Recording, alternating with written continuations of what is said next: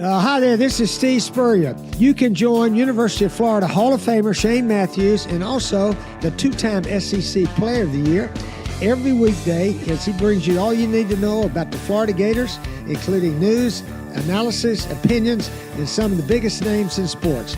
You can find him on Spotify, Apple Podcasts, Google Podcasts, or wherever you listen to your favorite podcasts. Or you can watch him live at 8 a.m. on Facebook, YouTube, or Twitter. Good morning. It's a live edition, a Friday edition of PodUp with Matthews in the morning from the International Diamond Center Studios, location across the state of Florida and right there in Celebration Point in the heart of Gator Nation.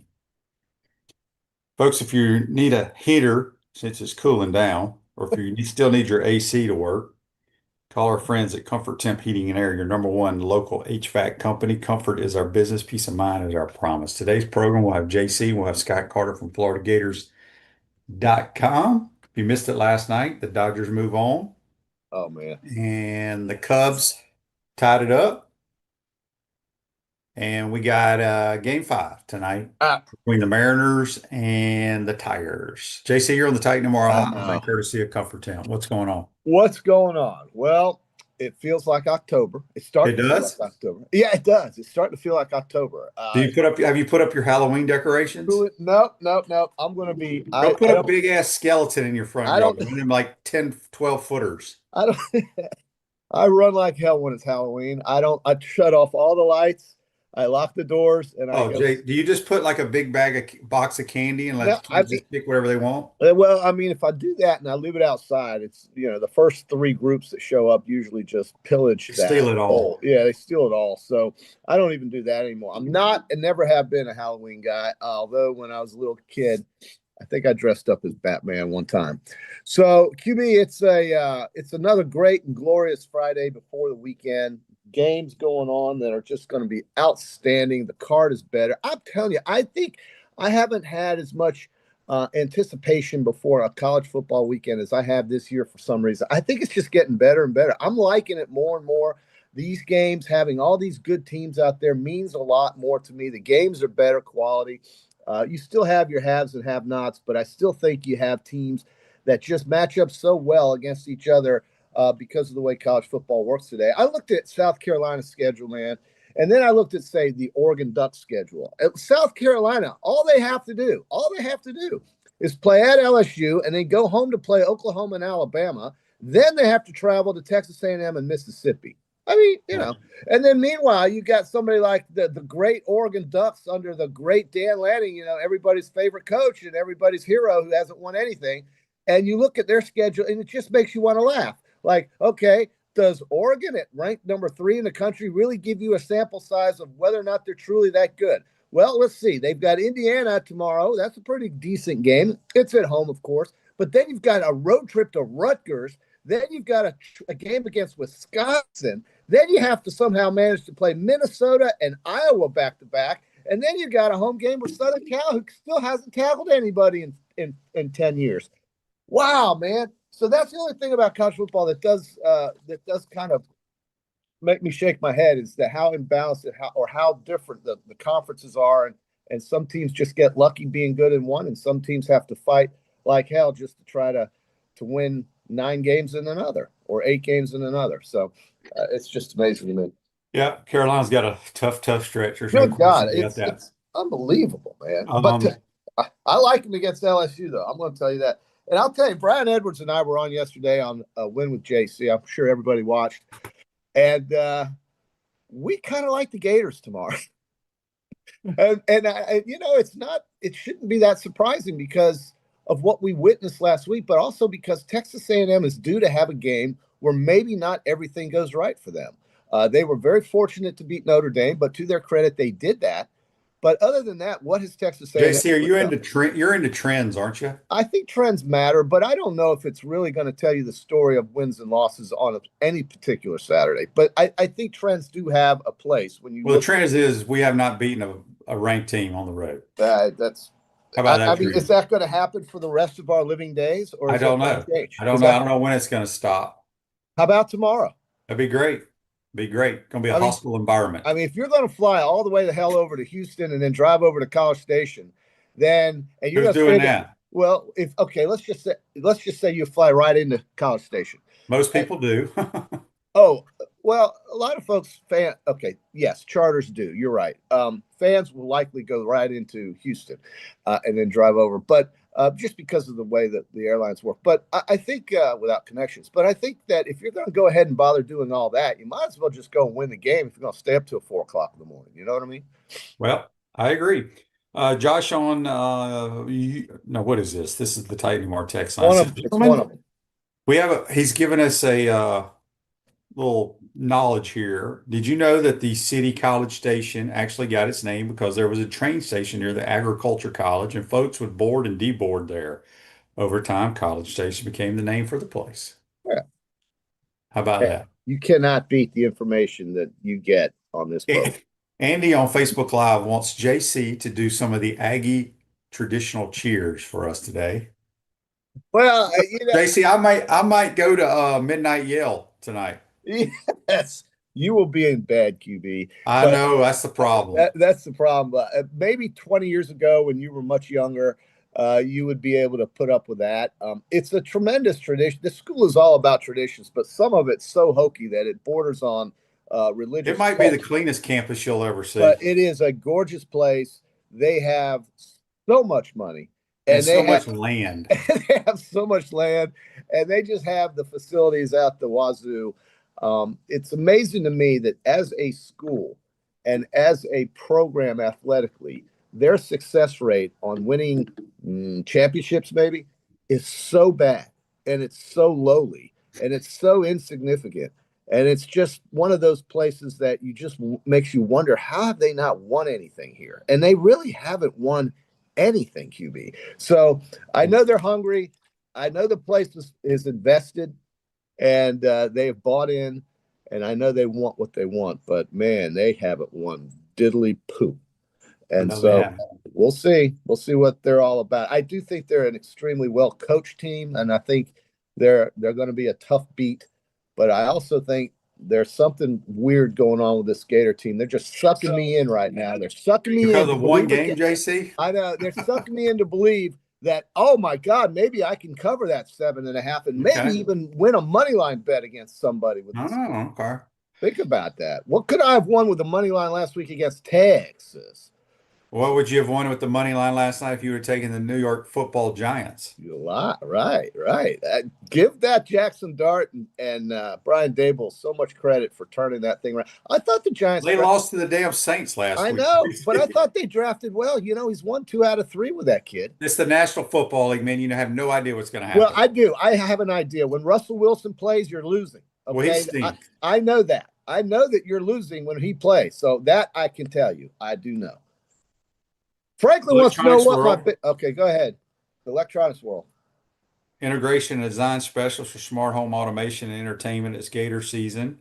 Let Electronics World bring the Florida Gators college football and the NFL to your living room at electronicsworld.net. All right, biggest upset. Franklin says, JC, give me your biggest upset. Well, I noticed something on what is called a betting splits page, where you look at how much money is bet on a game and how many bets are bet. The Temple Owls are playing Navy. Okay, now you would think, Temple can't win anything, right? They've got 75% of the money and only 1/3 the number of bets. So big money is on Temple. Don't ask me why. That's an underdog. But the one I think that really could come through is I actually think South Carolina could upset LSU. How about that? You want that upset, Franklin? There you go, brother. That's your upset? Your upset is taking the Temple Owls? Well, I think with where the money's being bet on that game, it's fishy. But I'll tell you that South Carolina, maybe with that healthier quarterback now, can go into LSU, who's somewhat apathetic about things, unless Alabama's in town or unless Florida's in town or unless somebody like Auburn is in town. South Carolina's coming. You can catch LSU on a moment right now where they still haven't figured out their offense and pull it off. I don't know. Maybe it sounds stupid, but that's answering the question, as I like to do here on YouTube. So that's one possibility. I think Florida getting 7.5 is great. But my best bet of the week, and we'll get to this on the Peachland Dental Picks Contest, QB, but the best bet of the week for me, the one that I have the most confidence in that absolutely will win both on the spread and on the money line, are the Oklahoma Sooners at the Red River rivalry. Because Texas, to me, showed me all I needed to see. That quarterback ain't ready for anything, and I think Oklahoma. I thought the quarterback played pretty well. I think he sucks, and I think Oklahoma defensively is incredible, and I think they're gonna have a hard damn day with the Brett Venables dialing up coverages and blitz packages that are just going to make this kid even as miserable as he was last weekend. He was supposedly my man John Mateer's playing. Well, so QB, how effective is the guy going to be when he just got done getting his thumb put back on? Obviously, I mean, you don't put him out there if he can't grip the football. So apparently he can. Listen, Oklahoma was getting a 1.5 yesterday before the news. Now they're laying 2. Yeah. So that tells you all you need to know. But that backup's not bad. And the fact that backup's not bad means Oklahoma was inside a field goal in that game. And either way, I don't think Texas scores on this team. So, I mean, maybe they do. It's a rivalry game, right? But maybe Texas was looking ahead, which is ridiculous. Florida beat the hell out of them. I'm telling you right now, Texas is not a good football team. Okay, there you go. The best bet of the week is Oklahoma. And so that's where I'm going with that. I also love these guys right here against Kansas. They are a damn good football team with 2 really good quarterbacks. And a hell of a lot of money backing them up. And a defense all of a sudden has played out of their minds. Because they bought their entire defense. Hey, great. Hey, you know what? Get involved. Their offense has been the same guys for the most part for the last 2 or 3 years. All right, so Andy says on Facebook Live, brought to you by Mel Law, Jackson Dart is the youngest starting quarterback to ever beat a reigning Super Bowl champ. He's a good player. Of course, people last year after we beat him talking about how poorly he played here. I've yet to see a quarterback play perfect in every game. Well, here's the thing about Jackson Dart, and this is one of the things that is on my list when I look at quarterbacks. He is a competitor. Oh, yeah. There's a lot of dudes that don't compete, man. Right. And he obviously he knows X's and O's. He understands the offense because, people may not know this, but he started his career at USC. Yes, that's if you're right. a quarterback at USC, you know what the hell you're doing. Yeah. He goes and plays for Lane. He really knows the X's and O's part. So he understands offenses. He's accurate. He anticipates. He's freaking tough as nails. I talk about physical and mental toughness on my list, and the dude competes. I think he's a really good player. I also think that defenses are figuring out the Eagles. That offense is pathetic. They are ranked somewhere in the 30s, like 30th in the NFL in most statistical categories, the Eagles. People are figuring it out. How do you beat Jalen Hurts? And the Giants, to their credit, man, without their best player on the outside running routes, they still managed to win. You're right. That kid's tough. He sticks his nose in the middle of it all. He's exciting. He rallies the kids around him. I think it's great for Daboll because I actually like Brian Daboll. But I'm glad he made the decision to save his career and get Russell Wilson the hell out of the game. And that's what they had to do. So, see, Mike looks at games totally different than I do. He says here on YouTube, brought to you by Quality Plumbing, Shane, then Ohio State isn't a good football team. They only beat Texas by 7. What? I don't compare games to games. I compare what my eyes tell me in live action. And if anybody was sitting in that stadium or watched that game and thought the Texas offensive line was any good, I'm telling you right now, it's one of the worst offensive lines I've seen in college football in the last 5 years. They couldn't block anybody. I mean, my eyes tell me that. I mean, Caleb Banks wasn't even in the game, and they were beating the hell out of these. So I do not think they're a very good football team. No, they're not, QB. And that's why you take Oklahoma tomorrow. If you lose, you lose. But you've got a chance to really win an easy one in my mind. I really do think so. And it's funny in college football how things have changed where the top spenders in college football don't necessarily always win. I mean, look at the school the Gators are playing tomorrow. They're one of the top spenders in football. Now they're starting to play better. But if you think of the top 10 in spending, in just spending money, there are 4 teams that spend as much as anybody and are all 4 in the top 10 in spending. And I'm talking about Texas, Penn State, Pennsylvania State, the Orban Tigers, and Southern Cal, and not one of them is ranked. Okay? Texas, Penn State, Auburn, Southern Cal, all in the top 10 in spending money, all unranked. Taking ass whippings is what they're doing because coaching matters. And so I think, so do we give Billy Napier? You don't think Steve Sarkisian is a good coach? I didn't say he wasn't a good coach because he's Well, you been just in the said playoffs. that.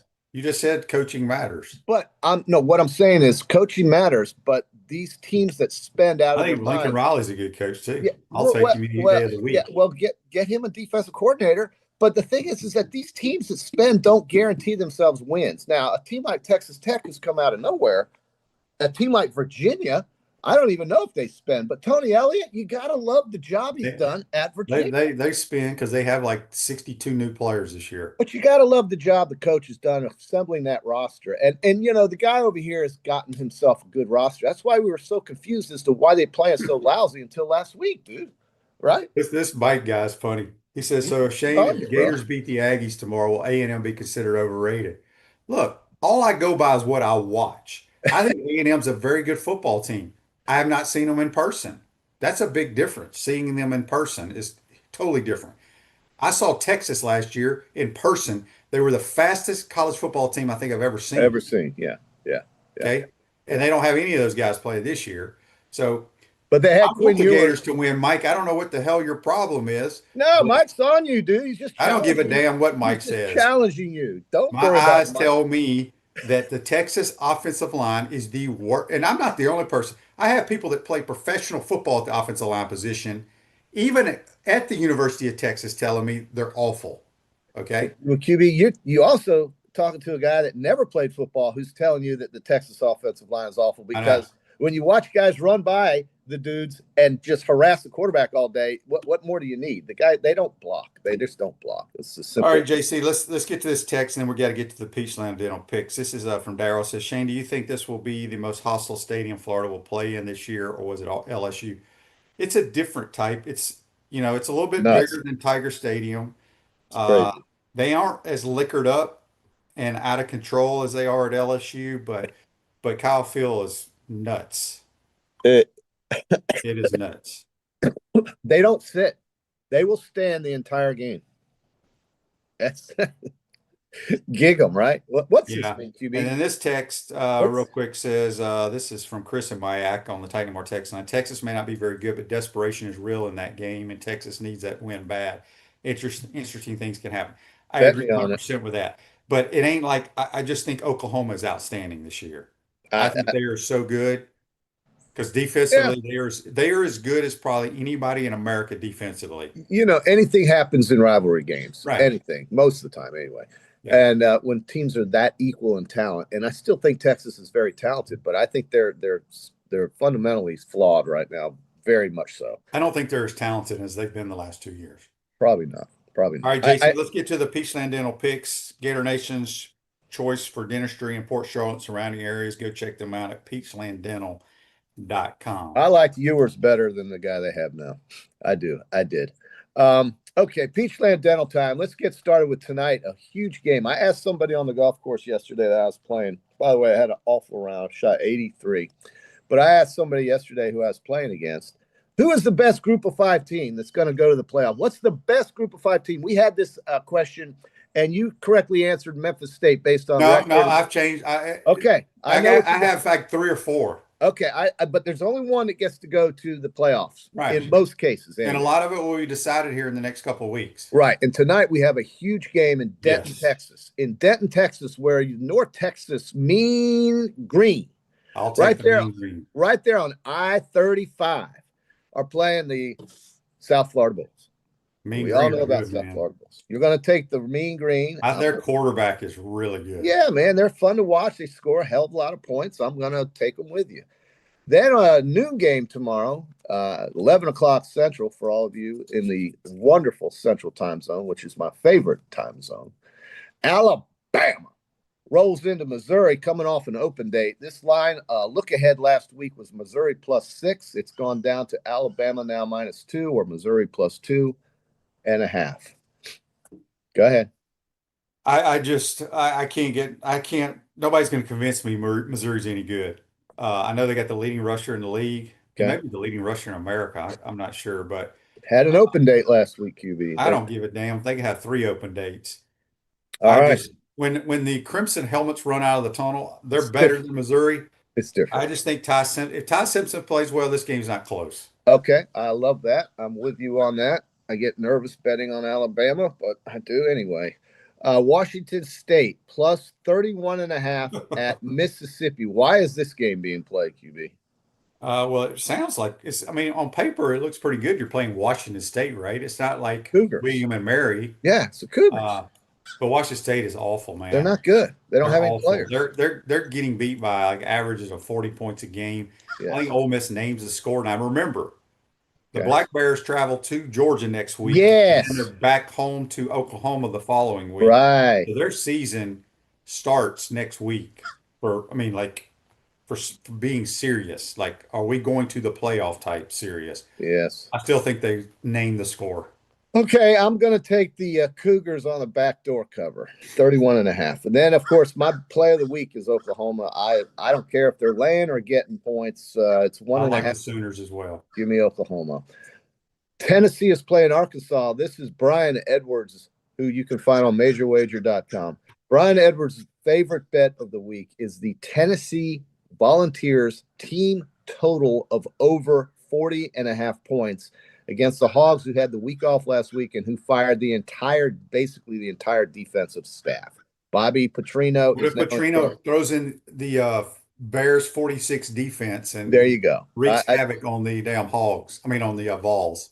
Yeah, Tennessee, I think is going to be up by 28 points at some point in the first half. This is a great game. See, I think the Hogs can score with them though. You think they cover 11.5? I'm going to take the Hogs just because. Okay. I mean, who knows? He fired a bunch of coaches that weren't getting it done. Maybe they do. Maybe they'll tackle, right. Georgia. This is the oldest rivalry in the Southeastern Conference. Not sure everybody knows that. They should know that. But Georgia is laying 3.5 at the Auburn Tigers.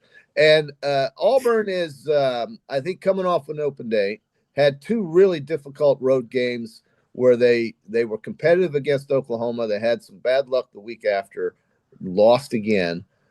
Hugh Freeze, Jackson Arnold. But 3.5, I'm taking Georgia.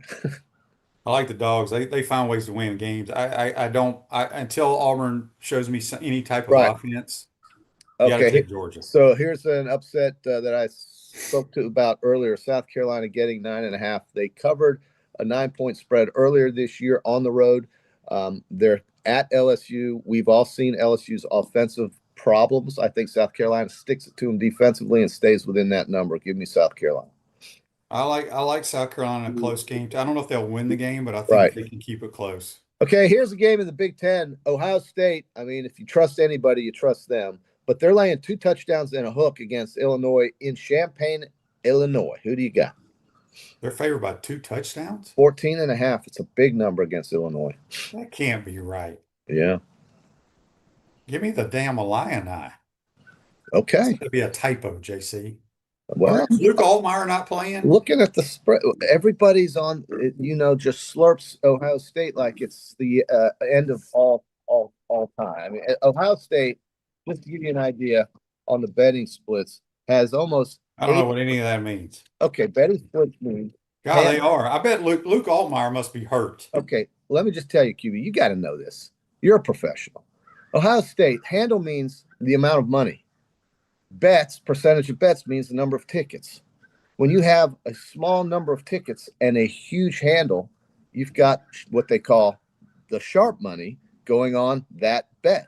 So in this case, Ohio State has both the massive amount of tickets and the massive amount of money on Illinois. Basically, it's called betting with the public. Well, if it was that damn easy, they'd raise the spread even more. So I'm taking the Illini. I like it. Okay, I'll take Ohio State because I don't trust him. If Luke Altmaier doesn't play, I'll change my pick. Well, okay, I think that number would be even higher. Indiana getting 7.5 against Oregon. I don't trust Indiana yet until I see it. I'll take the Ducks at home. I love the Ducks. I love Dan Lanning, but you do. I You and I everybody look else. at now their struggle, their win at Penn State was how good was that win? Yeah, it's a good question. I'm going to go with Kirk Cignetti and the Okay. Hoosiers to keep it close. I like the way you're taking some of these dogs. That shows that you actually are looking at this I seriously. have not looked at this one bit. All right. Michigan final game, Michigan plus 2.5, Southern Cal. And if there's any games you guys want us to pick, just text us. I Here will on, take you the got 5 minutes. Trojans in the All right. Coliseum. Yeah, no doubt about it. Michigan is offensively challenged. They overpaid this kid Underwood. He's good, but he's not $11 million good. Here's Steely Dean, grumpy old man. Shane is sparking it up this morning. I didn't think you're grumpy. I think you're in a great mood. I'm fine. Yeah, I don't think you're grumpy. Who did JC root for in the 08-09 SEC championship games? Oh, God. And then let's see here. Bye-week Billy has started his run. Okay. Bye-week Billy. Well, I don't know, man. We'll see. Florida is just such an enigma to me, QB. You know what that word means? Enigma. You just said you were all in now. I know. Well, I mean, they're going to suck me in because they're going to actually play well against Texas A&M. But I have no doubt that I can easily see them down by I hope 20. they play well, but history tells you we're not.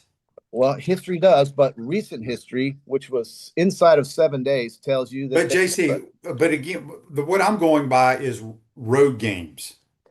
What I'm going by is that they completed passes, and there was a difference maker. I agree 1,000% with that, but there's a difference maker on the field, and they stopped people. I know that. But until we find a way to do anything on the road, it's hard.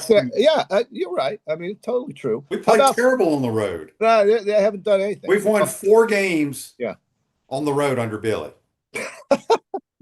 Out of 43 games, they've won 4. That's you know who we've beaten on those games? Well, let's see. We beat Florida State last year when they had, I think, 10 turnovers. I think you beat LSU one year, right? We won on the last play of the game against South Carolina a few years ago. Right. We beat Mississippi State last year when Mississippi State at that time was one of the worst teams I've ever seen. Right. And then the other one was Texas A&M 3 years ago when their entire defense had the flu and didn't play. That's correct. Yeah. Yeah. They're waiting 4 wins on the road. Yeah. That's why I need to see it to believe it. I hope it happens. I don't disagree. I'm just saying inside the spread. Another great pick for me this weekend, and dude, is UNLV laying 6 against Air Force. Vegas with Dan Mullen is 5-0, 4-1 against the spread. They're 5-0 to the over, so Vegas can score. And then in the NFL, QB, here's some winners for you. Dallas laying 3 at Carolina. Tampa Bay laying 3 against San Francisco at home. The Niners have to be beaten down.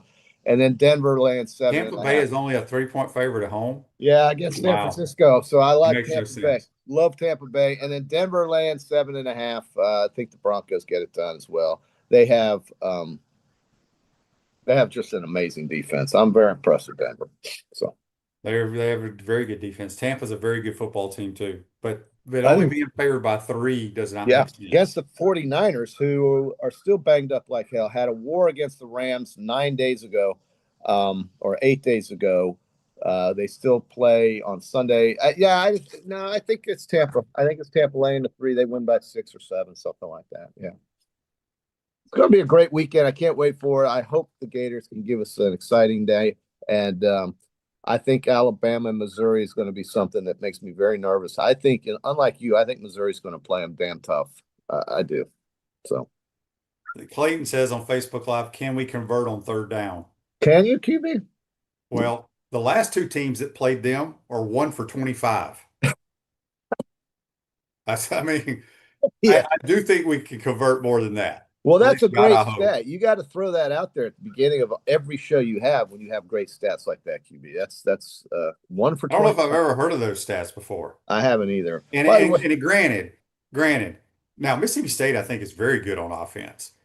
Auburn not so much, but we're still talking about 2 Southeastern Conference teams. We're not talking about Sam Houston State and UMass that Texas A&M play. They played 2 Southeastern Conference teams back to back. And they're 1 for 25 on 3rd downs. Woo! Goodness gracious. So, well, listen, folks, if you like money, take Oklahoma. That's all I can tell you. Take Oklahoma, take Vegas, take Tampa Bay. How about those 3 right there? Vegas, take UNLV and Dan Mullen? I think so. I think they just run Air Force out of the building. Air Force can't stop anybody. Their defense. But let me tell you something. Neither can The Vegas. Rebs can't stop anybody either. Very, very true. Very true. Kevin says I'm Johnny Chalk. Well, Kevin, I took South Carolina plus 9.5. So there you go, Kevin. But yeah, this is a chalky weekend for me, Kevin, and that's scary. That probably means I'm losing more than I'm winning. But I am ranked highly on the VEASAN Average Joe contest. I'm ranked 40th out of, I don't know how, 10,000 people. I've got a 58.8 percentage, 17, 10, and 1. So I'm going to keep trying that. My best bet is Oklahoma. I should have my Oklahoma hat on out here. My hibiscus is blooming, however, so that's good. That's great. And it feels like October, QB. So we're ready to go. Have a great time over there in Texas A&M. Gig 'em and all this kind of stuff, whatever the hell that means. This is a school that's got everything and has won nothing. That's basically how I'm going to leave it with Texas A&M. They've got everything and they have won nothing. Well, there's only a handful of people that have won anything, JC. Just remember that. Okay. JC, have a good weekend. All right, man. JC joins us on the Titan & More Hotline, courtesy of Comfort Tent. Florida Crackers, a brand for original Floridians. Great food and Southern hospitality in the center of the universe, Brooksville, Florida. FloridaCracker.com. Quick timeout. Come back. We'll be joined by Scott Carter from FloridaGators.com. You're watching and listening to PodUp with Matthews in the morning from the International Diamond Center Studios. We'll be right back. Our premium sponsors are Campus USA Credit Union, International Diamond Center, Meldon Law, UF Health Orthopedics and Sports Medicine Institute, JF Hayden Craft Liqueurs, Florida Cracker Kitchen, Los Linderos Tequila. Gridiron sponsors are Baker Sporting Goods, Comfort Temp, Electronics World, Florida Victorious, Gallo Car Wash, Miapa Latin Cafe, Peachland Dental, Quality Plumbing, Ruse Ogre State Farm, Silverback Concrete, 84 Lumber, Big Meals Cheesesteak, Celebrate Primary Care, Dowling Sign, Gator Bait Media, Gator Dominoes, Ironwood Golf Course, Tropical Smoothie Cafe, UF Bookstores, Nest and Wow, MG&A Wealth Management.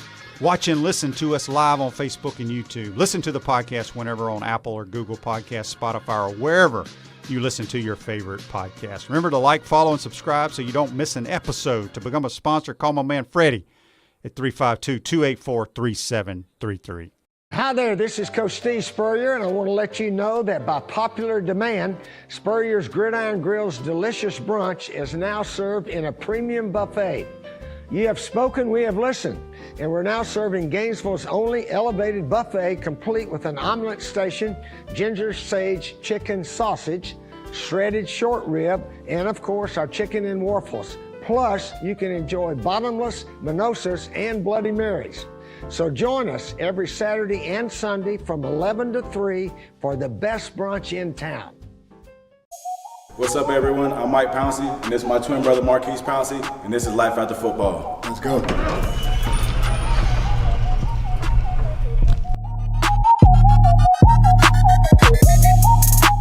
We are the owners of Tropical Distillery, and JF Hayden's is our liqueur brand. We have 5 different flavors: a mango, a lychee, an espresso, citrus, and key lime pie. We pride ourselves on not only being a Florida-made brand, but also a cocktail solution. With that being said, cheers, And go Gators.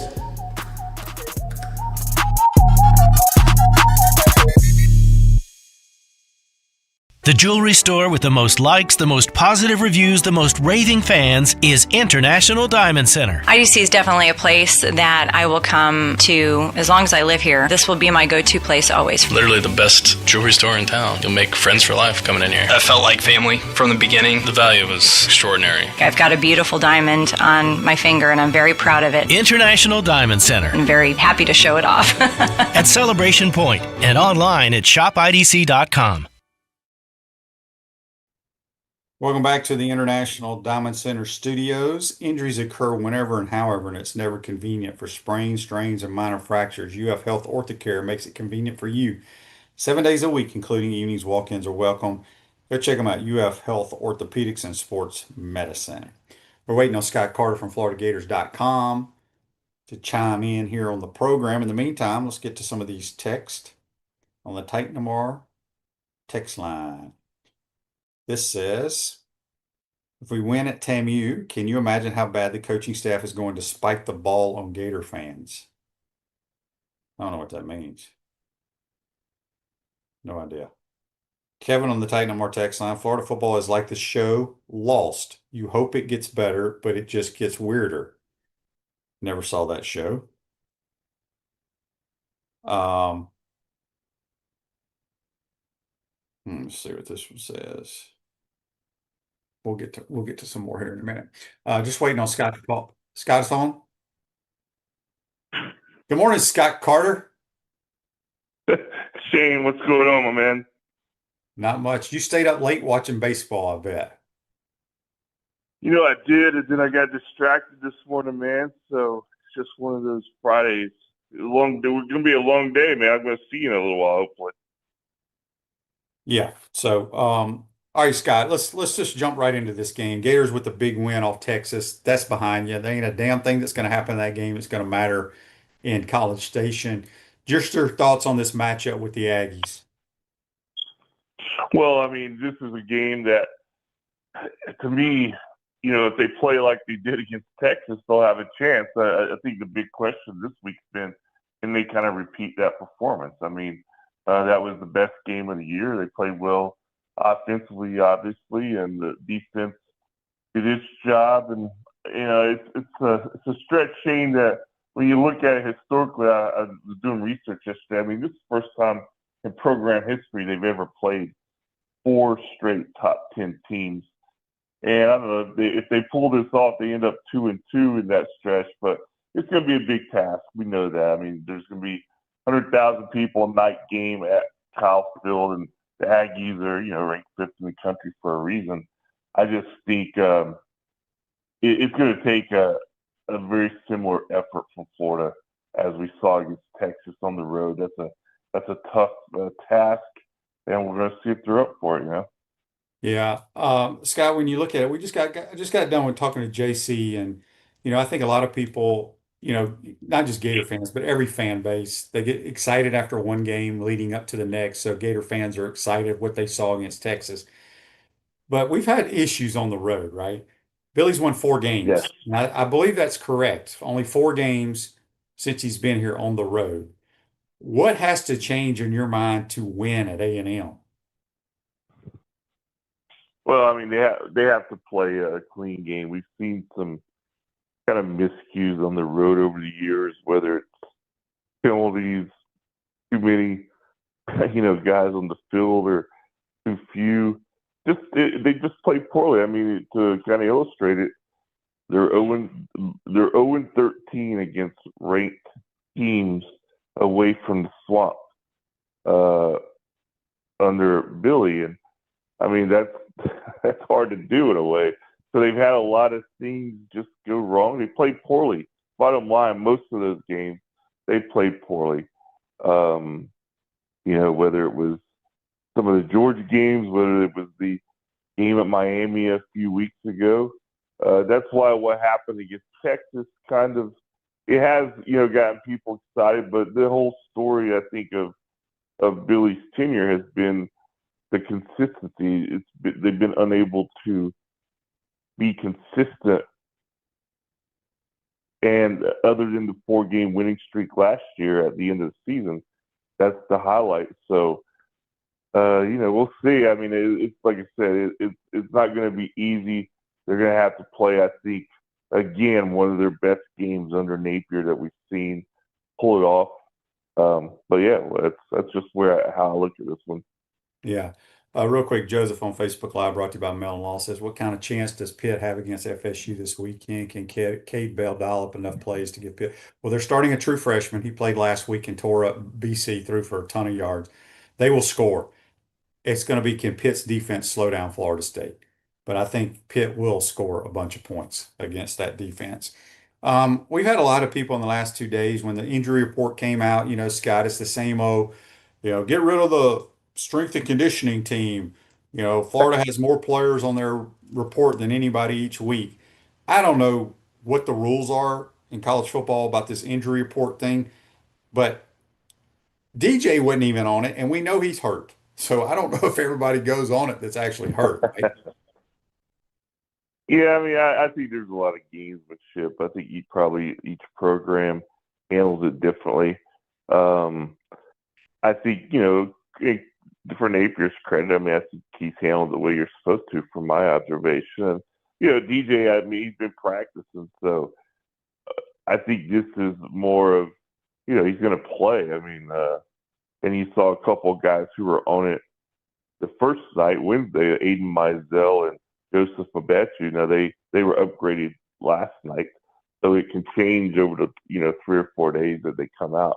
But yeah, DJ, I mean, we did see that he's slowed with the lower body injury, and he's been injured. I think DJ's been injured the whole time he's been here in some way, Dane. So he's proven that he can play through some injuries, but also he hasn't been 100% much since he's been to Florida. I'll be curious to see if A&M does get some pressure on him, how much he can do to escape, because we saw him pull up that one play against Texas, and he just doesn't look like he's quite where he needs to be physically. But I know this is a big game for him. He's going home. He grew up 65 miles from Kyle Field, so I think he'd have to really be hurt to miss this one.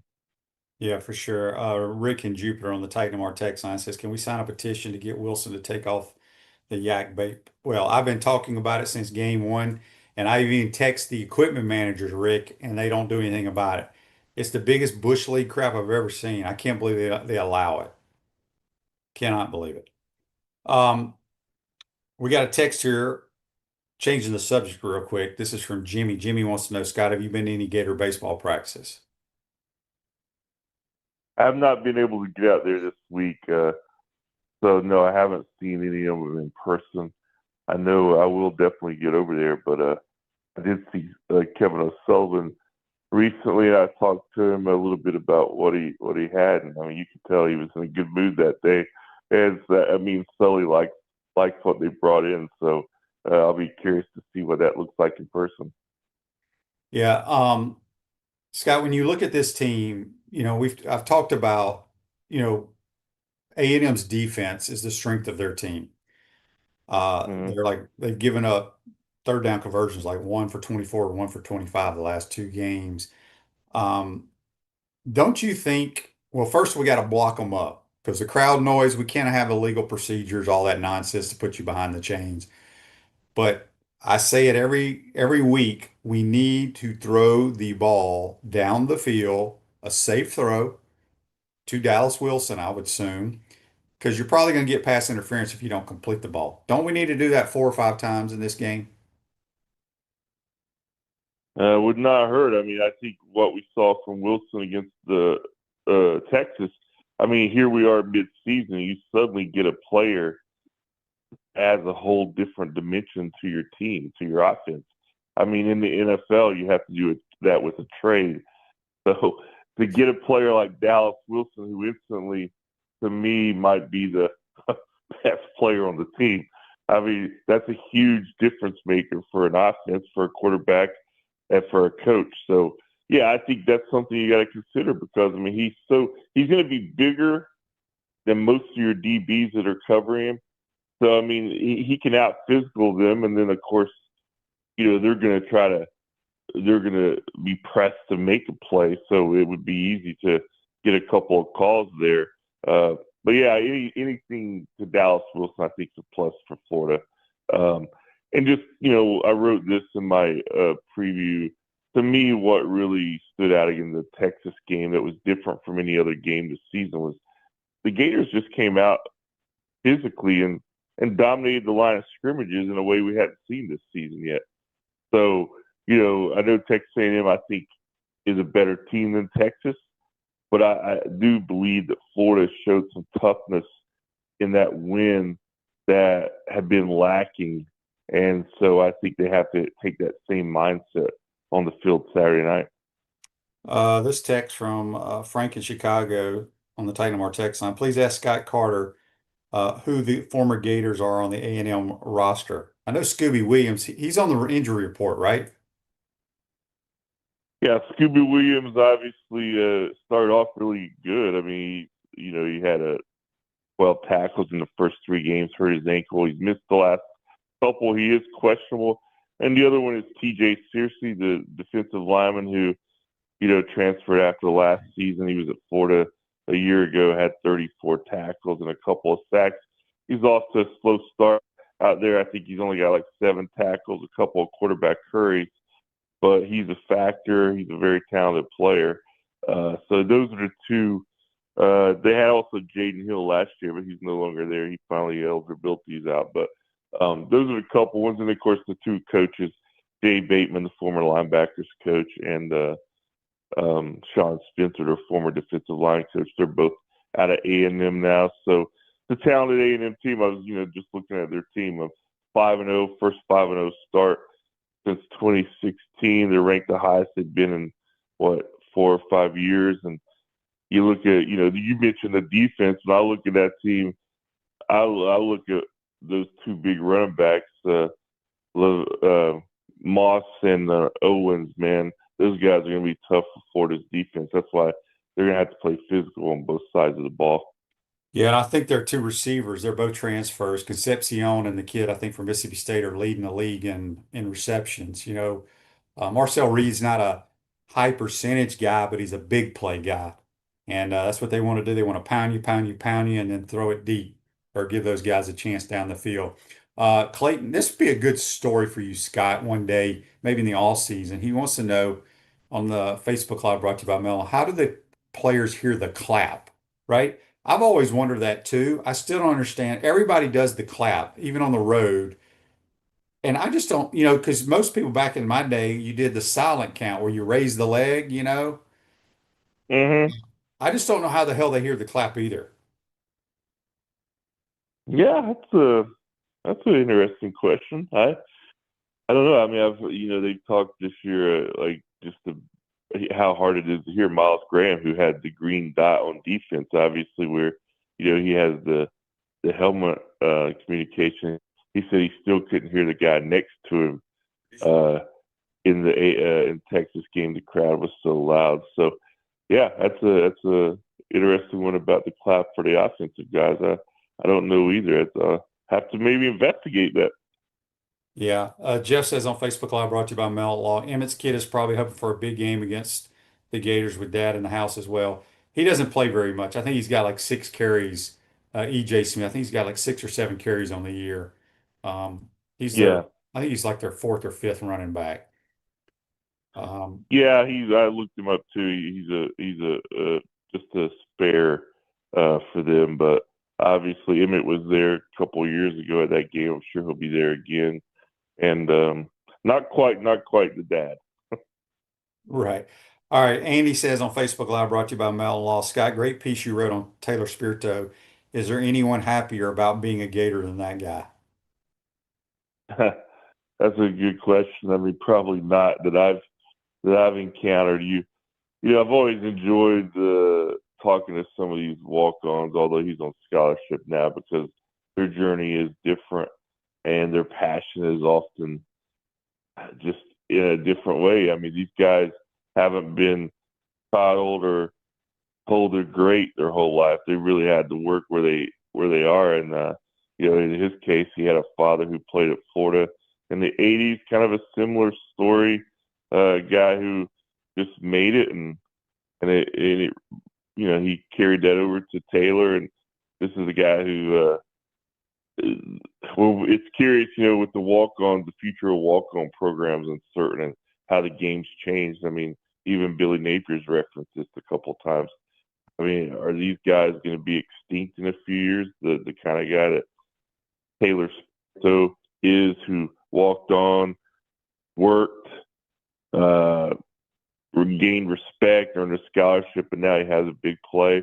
You hope that that's always going to be part of college football, because that's kind of the romance of the game in some ways. But I don't know. But it was nice to see Taylor have his moment for sure. Yeah, some of my closest friends from my playing days are walk-ons, and I dread the day they get rid of them, because that's what makes it. There were so many guys like Taylor Spirito back in the Spurrier era, because Coach loved the walk-ons and loved getting them in the game, and a lot of them ended up being really good players and getting a lot of opportunities. So congratulations to that kid, and hopefully the walk-on program never goes away, but it will eventually. All right, last thing, and we'll get you out of here, Scott. This is a text from Monty on the Titan Mar text line. I believe that if UF goes 8-4 and wins its bowl game and happens to beat Georgia and FSU, Napier will keep his job because the schedule gets easier next year. Your thoughts? Yeah, That means we I got to would go agree. 5-1, right? Yeah. Yeah, I would agree. I mean, if they go 8-4, win a bowl game, I mean, he deserves to keep his job. I mean, that's to me with this schedule. I mean, for that to be pulled off, a lot of things have to go well, obviously. But I think, yeah, I mean, yeah, why would you make a move there? Although I know the season got off to a rough start like last year, and a lot of people, and I get it, man. I get where fans are coming from, but if you were to do that, it'd be hard pressed for me to imagine him losing his job because some of these statistics that we've talked about, like the 0-13 on the road against ranked opponents, they would start to go in the direction. So we'll see. It seems like a long way from now, but if that happens, I would agree with your caller there. Yeah, for sure. Scott, good stuff as always. You got anything new in the next day before the game kicks off people can read? Yeah, just I did a lot yesterday that's up there live now. Read about the combo of Dallas Wilson and Vernell Brown, how those two guys are just add a whole different dimension for the offense, like we talked about earlier. Did the big game preview that covers a lot of things in depth on a lot of topics. So hopefully people will check that out. And just wrote a column on DJ the other day, just how you would probably appreciate this because there's a new book out, Shane, the biography of the quarterback by Seth Wickersham. It's 400 pages. It's really a dissection of talking to all these different guys from Hall of Famers to current stars to phenoms like Arch Manning and the kid at LSU, Colin Hurley, what it takes from a mental standpoint to survive that position. And so anyway, I did a column about DJ, kind of drawing a couple of comparisons there. And it's a unique position, as you know, and it's not for everybody, right? No. And the middle part is probably 85% of it, So Yeah. after you read that, give me the Cliff Notes version because I'm not reading 400 pages. Well, I'll let you know. I'll find some interesting. Yeah, take some good notes and just give me the Cliff Notes. That's like you in school too, right? Damn right it was. They used to have that place over on University Avenue. I think it used to be like the UF bookstore.